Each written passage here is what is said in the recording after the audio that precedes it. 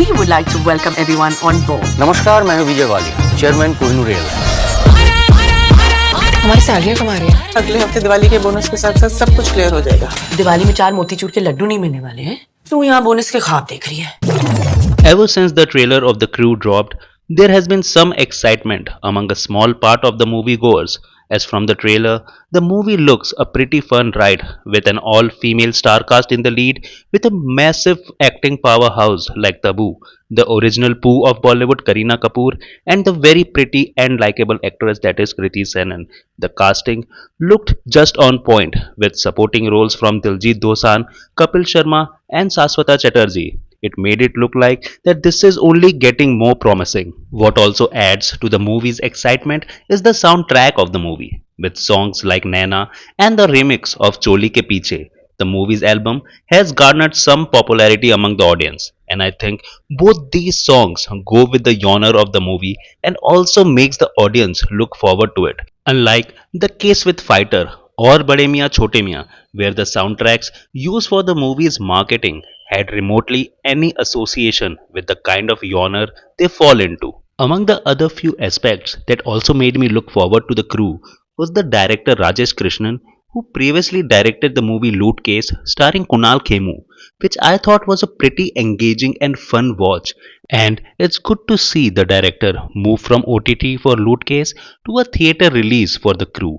I also liked how the trailer was edited. While it did tell you the basic premise, good enough to see the chemistry between the leading cast is working well, and also did not reveal the entire plot of the movie, which is a mistake we see happening with a lot of trailers these days. Also, one of the reservations that I have regarding movies with all female leads is that a lot of time the writers just make these movies about a misplaced understanding of celebrating womanhood by just talking about orgasms, late night partying, breaking up with boyfriends. And from the trailer, I can gladly say that this does not look like one of those movies. Talking about the plot of the movie, all the 3 leading ladies are playing the characters of an air hostess for a company called as Kohinoor Airlines that is owned by the character of Saswata Chatterjee. It's apparently also clear that their characters are facing a financial turmoil, and to make it worse, their airline is going bankrupt. And then fortune knocks on their doors when they get hold of one of their co-staffs carrying smuggled gold, which introduces them to the dark ecosystem that their airline might have been carrying for some time as a part of its business model. And when they enter the rabbit hole of this business to get over their financial miseries is where all the adventure and fun begins. So this was the plot. Now, let us talk about the things that I liked about this movie. Number 1, the actors and their chemistry. The lead cast is a great mix of talent and charisma, and interestingly, they all fall in different age groups, which kind of gave the writers further scope to add different layers of problems in their life, humor their characters get to offer in the plot, and how they can contribute to the heist that the plot of the movie is actually about. Tabu, in the character of Geeta, who is also happily married, brings the authority and decision making in the friendship between the 3 characters.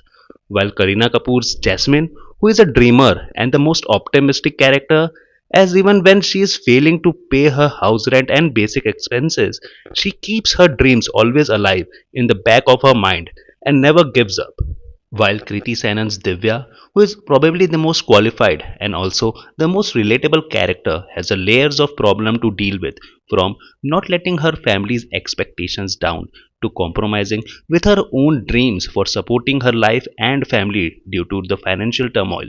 What I also admire is the movie's attempt to highlight something similar that had happened in real life when a particular airline called itself bankrupt and stopped paying its staff, while the owner of the airlines shamelessly flaunted their lavish life, making it look more unfair to their own staff. While the issue and sense of justice dealt in this movie is highly fictional, it should be appreciated that they chose to make the movie on a cause that was relevant just some time back.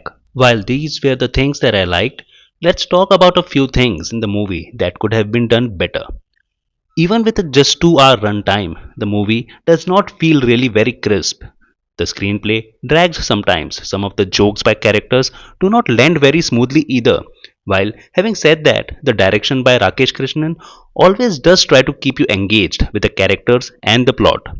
What also could have been done better is the heist, which this movie is supposed to be centrally about, but the screenplay never makes it their core part of the movie. Also, it does not ask you to take the heist that seriously, all the more with a few loopholes. So, people who would just go to this movie expecting a heist like the Oceans franchisee may likely get disappointed.